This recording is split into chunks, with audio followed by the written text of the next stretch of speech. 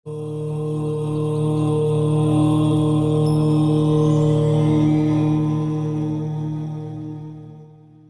जो मैं चर्चा करने वाला हूँ वो हम तीन चार चीज़ों पर एक्चुअली चर्चा करेंगे। जो आपका पहला प्रश्न है वो था रिलेशन से रिलेटेड, कि रिलेशन किसी का कैसा रहता है, तो वो मैं बाद में करूँगा, है ना। रिलेशन को मैं थोड़ी देर के लिए होल्ड कर रहा हूँ, पहले वाले को, कि किसी के बीच में कैसा रिलेशन है, मतलब पिता और पुत्र में कैसा रिलेशन है, भाइयों में कैसा रिलेशन है। दूसरा जो इंटरेस्टिंग टॉपिक है कि जो आपने प्रश्न उठाया कि भाई ट्रांसजेंडर हो कोई व्यक्ति, या फिर ट्रांसजेंडर के अलावा कुछ डिफरेंट हो, वो मतलब उसके फिजिकल रिलेशन में वो थोड़ा सा डिफरेंट हो, कुछ अनहोनी करे, मतलब कुछ अजीबोगरीब करे।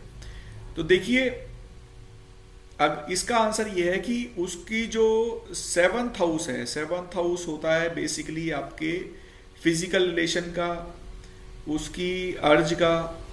हम फिर से वही भाव भावेश और कारक जो हमने पिछली बार हमने डिस्कस किया था पिछले टॉपिक पे, तो उसी अप्रोच को लगाएंगे कि भाव भावेश और कारक में कैसे स्थितियां बन रही हैं, वो उसके सेक्स अर्ज को या फिजिकल रिलेशन के पॉइंट्स को कैसे इम्पैक्ट ला रहा है, इसी अप्रोच को लगाएंगे हम।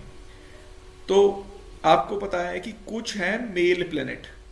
मेल प्लेनेट कौन से हैं? जुपिटर है, सन है, मार्स है, ये मेल प्लेनेट है। फीमेल प्लेनेट हो गए जो मून है, विनस है, और जो मरकरी और बेसिकली सैटर्न भी अगर जेंडर को इम्पैक्ट देता है तो थोड़ा फेमिनाइन होता है मरकरी भी, लेकिन ये बेसिकली नपुंसक ग्रह बोले गए हैं।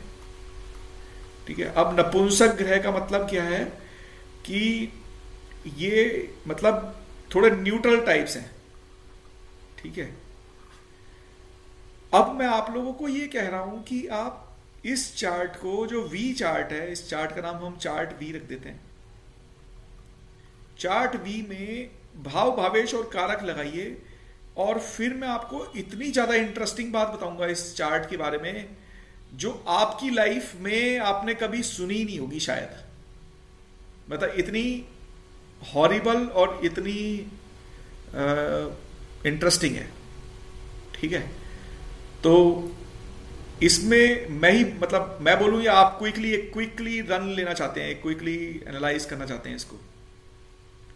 सर आप सर बता दोगे तो ज्यादा अच्छा रहेगा थोड़ा। चलो आप बता दो सर। तो चलो कोई नहीं, शिवाली जी बोल रही है। शिवाली जी आप बताइए अपने पॉइंट्स जल्दी से। सर सेवेंथ बॉक्स लेंगे, मतलब सेवेंथ हाउस लेंगे तो भाव ये हो गया सर। भावेश इसका है आपका सिक्स्थ हाउस, और वो खुद के सिक्स्थ हाउस और सर नाइन्थ हाउस लेंगे, हाँ क्योंकि कारक नाइन्थ हाउस में है ना सर। हाँ, मतलब जब हम भाव भावेश कारक लगाएंगे ना, हम सिर्फ भाव पर एनालाइज करेंगे कि इस भाव पर, सेवंथ हाउस पर, जो उसके जेनिटल ऑर्गन्स का हाउस है या फिजिकल रिलेशन के लिए है, उस पर किस किस का इन्फ्लुएंस है। तो आप देखेंगे यहाँ पर केतु खुद ही बैठे हुए हैं, यस और सर। इस राहु का भी इन्फ्लुएंस है। हम ये बात भूल रहे हैं, है ना। आपने जल्दी से जंप करा कि भावेश कहाँ गया है। तो भावेश की स्थिति तो हम बाद में पहुंचेंगे, पहले भाव पर तो नजर मार लें कि भाव में किस किस ने इन्फ्लुएंस दे रखा है। तो भाव पर आपका राहु का बेसिकली इन्फ्लुएंस बहुत ज्यादा है, और राशि कौन सी है? शनि की, जो उनकी ही फेवरेबल राशि है। ठीक है, उनके ही मित्र की राशि है, मतलब मित्र जैसे ही है राहु शनि। अब और किसी का इन्फ्लुएंस है इस पर, सेवंथ हाउस पे, राइट। तो सिर्फ और सिर्फ किसी की दृष्टि नहीं पड़ती ना, तो सिर्फ और सिर्फ राहु की सेवंथ हाउस पे दृष्टि आई, पहली चीज। अब केतु वहां बैठे हुए, केतु फिर से एक थोड़े से इस मामले में न्यूट्रल प्लेनेट है। और फिर आपने सप्तमेश कहा, भाव भावेश और कारक। अब हम भावेश की बात करेंगे कि भावेश की स्थिति क्या है। तो भावेश जो है सप्तम भाव का स्वामी शनि, वो बैठा है 9th में। ये तो अच्छी बात है कि 9th हाउस में बैठा हुआ है। ये एक अपनी मर्जी से शादी करने को लिए सिंबलाइज कर रहा है यहाँ पर, लव मैरिज के लिए चांसेस बढ़ा रहा है यहाँ पर, ठीक है। पंचमेश का सप्तम, सप्तमेश का पंचम से संबंध बने, या सप्तमेश का नवम और नवमेश का सप्तम से स्थिति बने, तो भी लव मैरिज के चांसेस बहुत ज्यादा स्ट्रांग हो जाते हैं, ठीक है। तो मैंने बीच में ये अननेसेसरी का एक पॉइंट ऐड कर दिया। अब आप देखिए कि शनि 9th हाउस में बैठे हैं, लेकिन शनि की पोजीशन क्या है, वो बहुत ही ज्यादा कमजोर है, वो नीच के शनि है, समझ रहे आप। अब नीच का शनि जो कि सप्तमेश था, तो अब ये मुझे कुछ अनयूजुअल एक्टिविटी में इन्वॉल्व कर सकता है। मैं थोड़ा सा डिफरेंट हूं चीजों को लेकर। अगर आप थोड़ा सा, और फिर ना ऐसे व्यक्ति की मानसिक सोच को भी थोड़ा सा एनालाइज करना चाहिए कि मानसिक सोच पर किस किस का इन्फ्लुएंस आ रहा है, ठीक है। तो आप कहोगे फिर से भाव आवेश कारक लगाते हैं, तो भाव में फिर मंगल है, मंगल का स्वामी 11th हाउस में बैठा हुआ है, शुक्र के साथ में बैठा हुआ है, तो कोई इतना ज्यादा हमारे को कोई परेशानी वाली चीज नहीं है।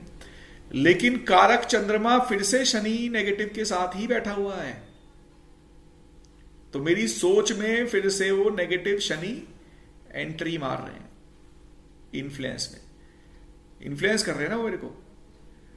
और अब अगर आप, भावेश तो शुक्र के साथ था, भावेश पे इतना ज्यादा इन्फ्लुएंस नहीं था किसी और का, किसी और की दृष्टि भी नहीं पड़ती भावेश पर, ना भाव पर जुपिटर की दृष्टि पड़ती है, गुरु की दृष्टि पड़ती है, और उनका ही फेवरेबल भाव है, मंगल की राशि है जो उनको अच्छा लग रहा है वहां पर। तो अब हमारे पास मिला जुला इन्फ्लुएंस ना 3-4 चीजों का हो गया। एक तो आपके फिजिकल रिलेशन में राहु का इन्फ्लुएंस है, दूसरा सैटर्न जो थे वो भावेश होकर कमजोर हो गए, नीच के हो गए, वो बैठे हैं चंद्रमा के साथ में। मून और शनि दोनों एक साथ होते हैं तो हमारे दिमाग की दही करने के लिए कॉम्बिनेशन काफी है। मेरी सोच डिफरेंट हो जाएगी। मेष राशि है मेरी, मेष राशि वाले बहुत एग्रेसिव होते हैं, लॉजिकल होते हैं, वो डिफेंड करने की कोशिश करते हैं। तो अब मेरी सोच जो है फिर से थोड़ी सी मेरी आउट ऑफ कंट्रोल हो रही है, मतलब मैं किसी को ज्यादा होशियार समझूंगा नहीं, ठीक है। जुपिटर का मेरे पे प्रभाव आ रहा है, जुपिटर विवेकी है, नॉलेज है, इंटेलिजेंट है, वो मुझे सही और गलत का निर्णय करने की क्षमता दे रहे हैं 4th हाउस पर देखकर। लेकिन जुपिटर का भी इन्फ्लुएंस है तो शनि का भी इन्फ्लुएंस है, और चतुर्थेश जो है मंगल शुक्र के साथ बैठे हैं, तो शुक्र का भी मेरे मन पर प्रभाव आ रहा है, ठीक है। अब ये चंद्रमा कौन है, सप्तमेश देखो, चंद्रमा 12th लॉर्ड है, मेरा सप्तमेश शनि 12th हाउस के लॉर्ड चंद्रमा के साथ बैठा हुआ है। सप्तमेश था मेरा फिजिकल रिलेशन, 7th हाउस का लॉर्ड जो था, और 12th हाउस का लॉर्ड जो है वो ये बात कर रहा है कि मैं तो खर्चे की बात कर रहा हूं, तो मैं जेनिटल ऑर्गन्स से रिलेटेड चीजों में भी मैं मेरे जेनिटल लिक्विड्स को मैं खर्च करूंगा, राइट। तो ये तो दूसरी बात हो गई। इन सारी बहुत सारी इंपॉर्टेंट बातों, मैं इसको कंक्लूड करूंगा थोड़ा सा बाद में। इन बहुत सारी बातों में हम एक चीज यहां पर बहुत ज्यादा इंपॉर्टेंट जो है, जिसपे हम अभी तक नहीं डिस्कस करा हमने, वो है मंगल और शुक्र का कंजंक्शन। मंगल और शुक्र सप्तम भाव से किसी भी तरह से कोई संबंध नहीं बना रहे हैं यहां पर, लगन कुंडली में तो नहीं बना रहे। चंद्र कुंडली में सप्तमेश शुक्र है जो कि मंगल के साथ बैठे हुए हैं, राशि का फिर से स्वामी मंगल है यहां पर। अब आप ये देखिए कि मेरे मन का, इस कुंडली के जातक जो है उसके मन का कभी शुक्र से संबंध बन रहा है, कभी शनि से संबंध बन रहा है, कभी राहु से संबंध बन रहा है। जब भी इस तरह की कंजंक्शन कुंडली बनेगी तो व्यक्ति अपना आत्मविश्वास खोएगा, वो वीक पड़ेगा, ऑपोजिट जो उनके पार्टनर होंगे उनके साथ में बहुत ज्यादा वीक पड़ेगा।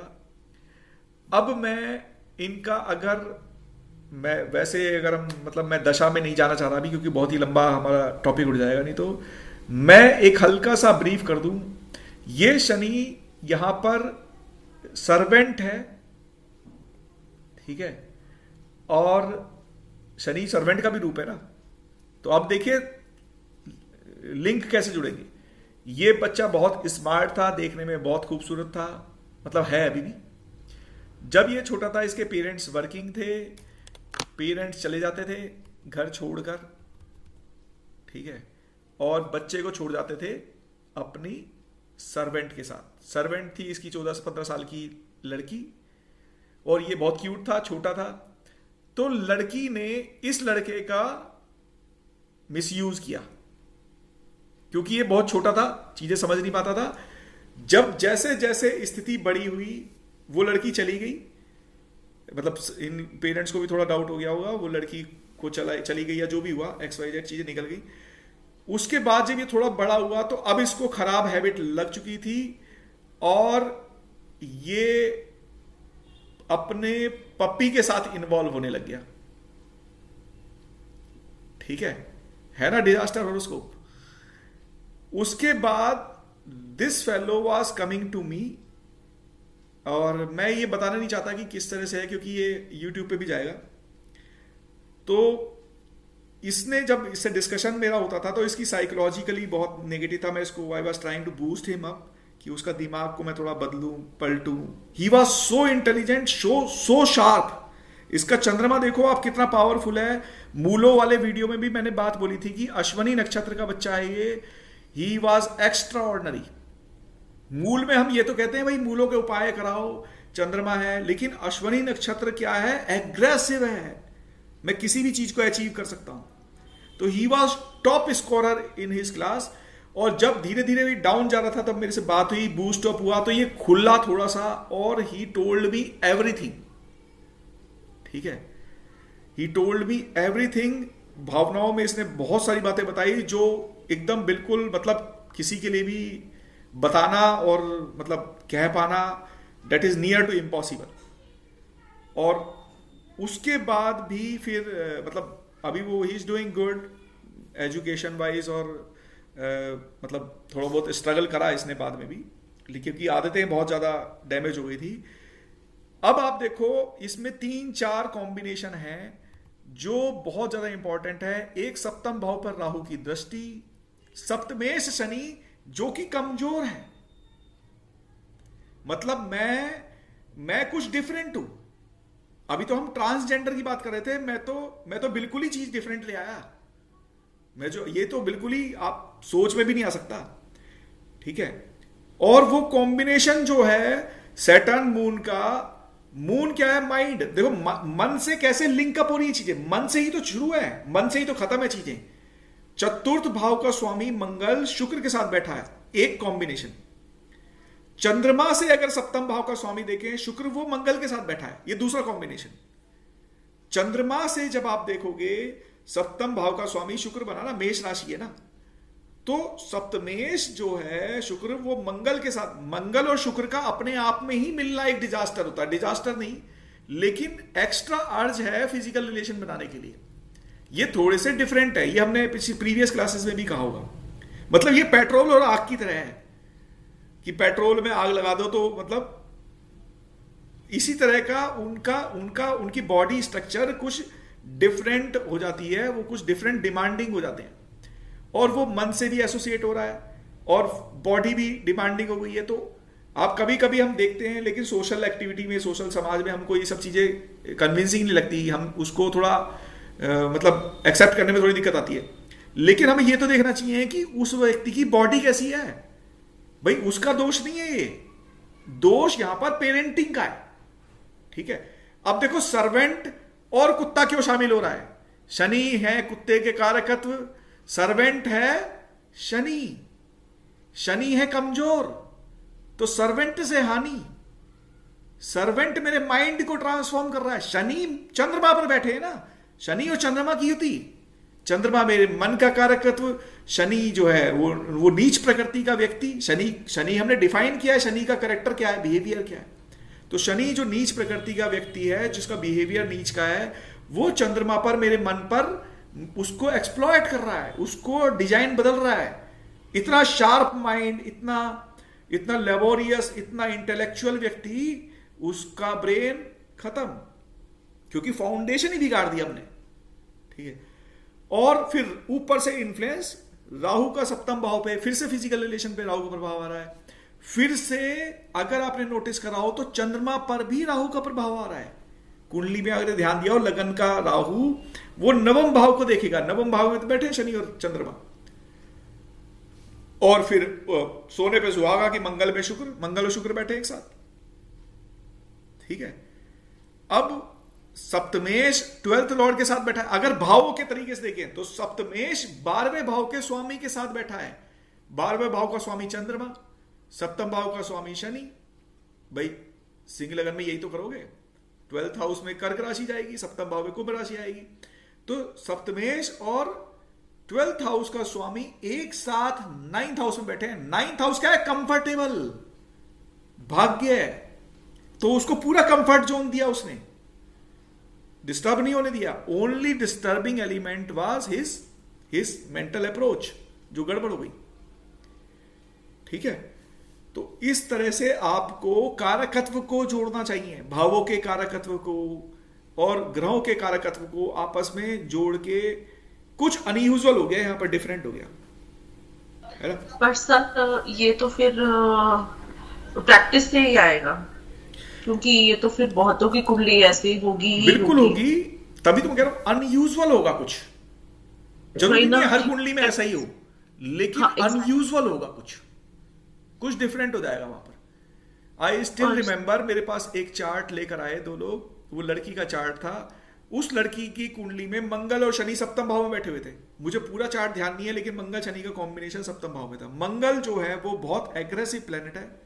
मांगलिक दोष से हम विवाह के बारे में डिटर्मिनेशन दे रहे हैं कि भाई मंगल को मत लाना, मांगलिक मत कर लेना।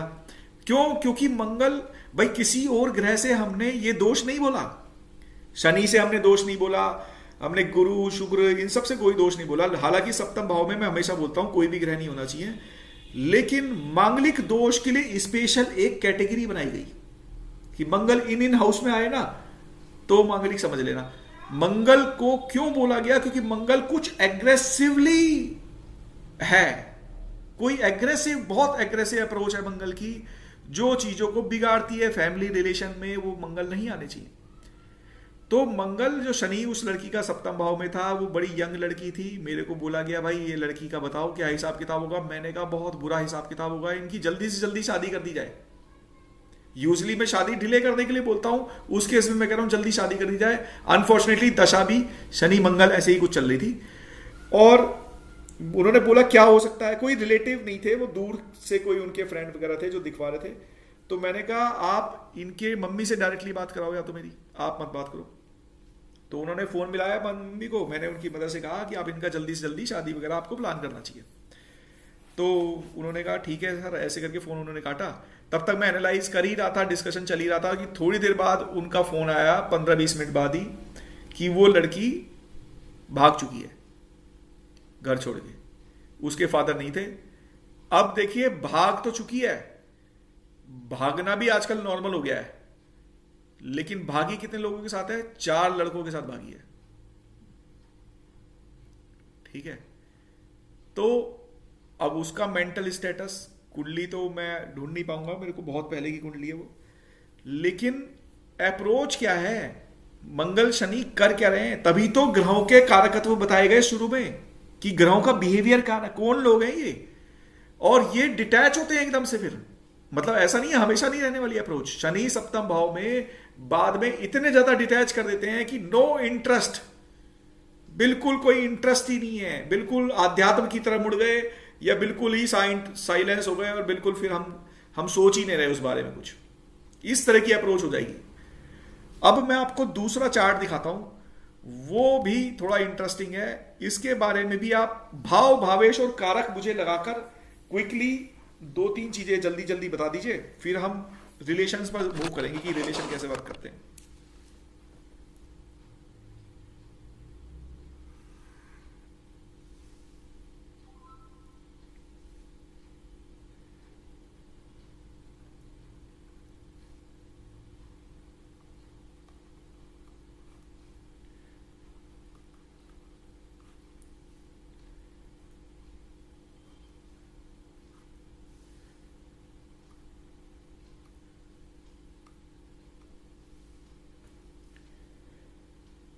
कुछ बता रहे हैं पॉइंट्स कोई?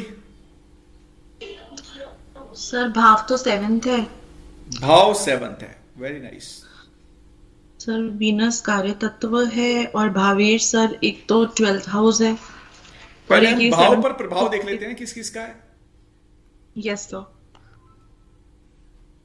तो डायरेक्ट प्रभाव है और मून का भी डायरेक्ट प्रभाव है। भाई शनि और चंद्रमा का प्रभाव आ गया, ठीक है। फिर जुपिटर का है डायरेक्ट सर। गुरु का प्रभाव आ गया। अच्छा, आप नोटिस कर रहे हो क्या ये सब कॉम्बिनेशन उसी तरह से नहीं बन रहे जिस तरह से वो बन रहे थे? ठीक है। और भावेश की स्थिति क्या है? सर भावेश 7th हाउस में सर केतु के साथ है। भावेश 5th हाउस में। ओ सॉरी, हाँ 5th हाउस। अब देखो सप्तमेश फिर से 5th हाउस में, वहां 9th में गया था, यहां 5th में गया है। और कॉम्बिनेशन फिर से मंगल और शुक्र। इस बार शुक्र एग्जॉल्टेड है, राइट? इस बार शुक्र एग्जॉल्टेड है, उच्च का है शुक्र। अब भावेश की स्थिति होगी कारक। कारक ग्रह इसका हो गया शुक्र, फिर से वो मंगल के साथ ही एसोसिएटेड है, ठीक है।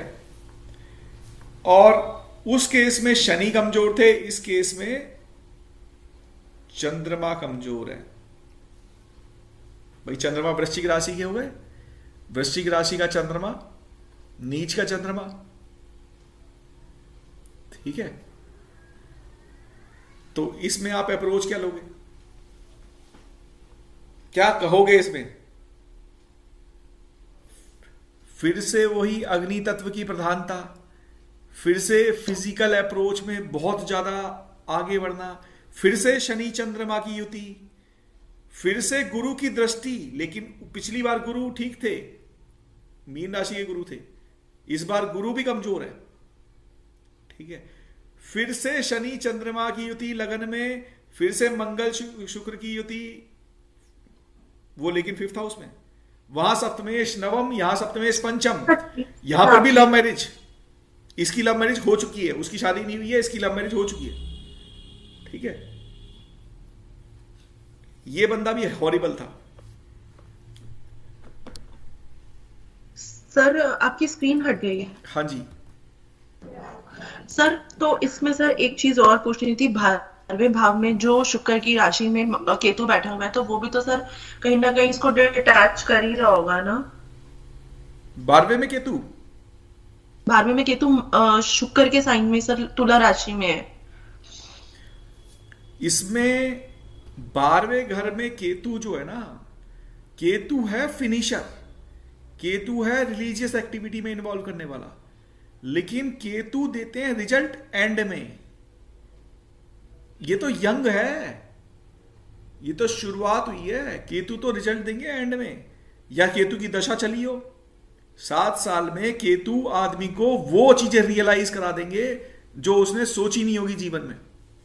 तो सर वो सॉरी आपको इसमें रोक रही हूँ। केतु जो है वो सच्चाई से सामना कराते हैं। जिसका केतु अच्छा होता है उसका झंडा लहरा जाता है। केतु रिलीजियस है 12th हाउस में, वो आपकी बात सही है, लेकिन केतु रिजल्ट कब देंगे? कब मैं धार्मिक बनूंगा? मैं तो बनूंगा बुढ़ापे में धार्मिक। सर बुढ़ापे की बजाय अगर बचपन में आई हो वो तब भी तो निकल सकता है, उसके बाद तो वो बनेगा ही नहीं सर। बिल्कुल, वही मैं आपको पूछना चाहती थी। लेकिन अनुराधा नक्षत्र का जन्म हुआ है इस व्यक्ति का, वृश्चिक राशि है। अनुराधा नक्षत्र शनि का, शनि स्वामी, शनि की दशा में पैदा हुआ, ठीक है। उसके बाद आएगी बुध, तब तक जवानी निकल गई। बुध के बाद आएगा केतु, फिर लगेगा हाँ अब मैं थोड़ा सोचूं जीवन के बारे में, है ना। Ketu will make him realize कि भाई क्या सही है क्या गलत है, और तब तक ये अपना कार्यक्रम चला चुके होंगे मंगल शुक्र का। सर तो जो गे मैरिजेस और जो लेस्बियन मैरिजेस आजकल हो रही हैं, तो उसमें कहीं ना कहीं सैटर्न एंड मून का बहुत इम्पैक्ट होता है, राइट? बहुत ज्यादा इम्पैक्ट हुआ, बहुत ज्यादा। इन दोनों का जबरदस्त लेवल का इम्पैक्ट होगा। ये जब भी क्रूर ग्रहों का असर आएगा वो कुछ डिफरेंट कर देंगे चीजों को लेके, वो बदल देंगे चीजें, वो नॉर्मल नहीं रखने देंगे। और जब जब उनकी दशाएं अंतरदशाएं आएंगी तो उनका इन्फ्लुएंस बहुत ज्यादा बढ़ जाएगा एकदम से। जब जब शुभ ग्रहों का दशाएं आएंगी तब तब वो चीजें कन्वीनियंट कर देंगे, इजी कर देंगे। अगर प्रॉब्लम भी है ना, प्रॉब्लम पता नहीं लग रही, इजी जा रहा है वो। आप ये देखना, अब नोटिस करना, आप लोग एस्ट्रोलॉजर बनने वाले हैं तो आपके पास चार्ट कौन से आएंगे? कभी भी अच्छी दशाओं वाले चार्ट आपके पास ना के बराबर आएंगे। जो चार्ट आएंगे शनि के आएंगे, राहु के आएंगे, 7.5 के आ जाएंगे जब 7.5 चल रही होगी, या कुछ अगर शुभ ग्रह है तो हेल्थ से रिलेटेड चार्ट आ सकते हैं कि हेल्थ गड़बड़ हो गई। ठीक है, इस तरह से कार्यक्रम ये चलने वाला है। तो इस व्यक्ति के बहुत रिलेशन थे, मैं कंक्लूड कर दूं कि इस व्यक्ति के हद से ज्यादा रिलेशन थे, और इसने भी बहुत सारी बातें वियर्ड बोली थी जो मुझे एग्जैक्टली वो बातें ध्यान नहीं है, लेकिन इसने कहा था कि आप मेरे से ना ही पूछें तो अच्छा है कि मैं कैसा हूं। इसने ये 2 लाइन ऐसी यूज करी थी, तो फिर मैंने चुप रह गया था। मैंने कहा पूछते ही नहीं भाई, फिर दिख रहा था चार्ट में बहुत कुछ होगा, तो मैंने कहा क्या पूछे। तो इस तरह के हॉरिबल कॉम्बिनेशन आपकी फिजिकल लाइफ और सेक्सुअल लाइफ के बारे में बताते हैं, उनका कैरेक्टर बताते हैं। बंदे अच्छे भी होते हैं, ऐसा नहीं है कि नहीं होते। वृश्चिक राशि है तो थोड़े गहरा आदमी है, शनि के साथ बैठा हुआ है, तो वैसे ही उसको कन्फाइड रखना था चीजों को, है ना। गुरु भी नीच का है वहां पर, वो कैसे बताता। सर वृश्चिक राशि वैसे भी तो चीजें हाइड करता ही है ना वही तो, अपने अंदर। तभी तो मैंने पूछा नहीं कि कन्फाइड रखेंगे। शनि वैसे ही उनके साथ बैठे हुए हैं, पावरफुल अनुराधा नक्षत्र की राशि है वो, शनि उनके साथ बैठे हुए हैं चंद्रमा के साथ में, तो वो नहीं बताने वाला। चतुर्थ भाव का स्वामी शनि खुद ही बैठ गए वहां पर चंद्रमा के साथ में, लग्न में, राइट।